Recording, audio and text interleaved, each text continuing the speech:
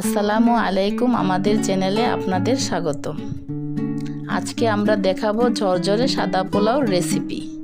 প্রথমে আমরা 2 কেজি কালো জিরা পোলাওর চাল ভালোভাবে ধুয়ে ছেঁকে নিচ্ছি। এতে করে চালের অতিরিক্ত পানি শুকিয়ে যাবে, আর অতিরিক্ত পানি শুকিয়ে গেলে পোলাওটা অনেক সুন্দর ও ঝরঝরে হবে। এইবার একটি হাঁড়িতে পরিমাণ মতো তেল দিয়ে দিয়েছি এবং আধা কাপ পেঁয়াজ কুচি দিয়ে ব্রেস্তা করে তুলে নিয়েছি।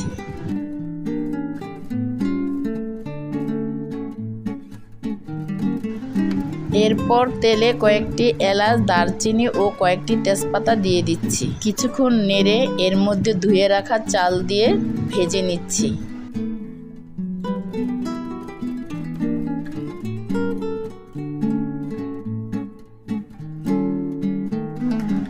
এক চামচ আদা বাটা ও পরিমাণ মতো লবণ দিয়ে নেড়ে নিচ্ছি।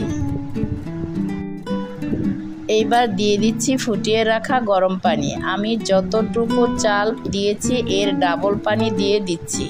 মনে রাখবেন, পানি একদম ফুটন্ত হবে, ঠান্ডা পানি দিলে পোলাও নরম হয়ে যাবে। বলক আসার পর কিছু কাঁচামরিচ দিয়ে দিয়েছি।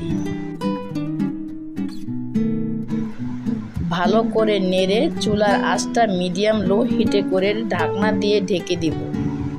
এইবার ঘি দিয়ে পোলাও আলতো হাতে নেড়ে দিতে হবে, কারণ এই পর্যায়ে চাউল খুব নরম থাকে। এখন উপরে ব্রেস্তা দিয়ে সাজিয়ে দিচ্ছি। এই তো হয়ে গেল আমাদের ঝরঝরে সাদা pulao. Thank you so much for watching, and please subscribe our channel Cook and Chill with JR.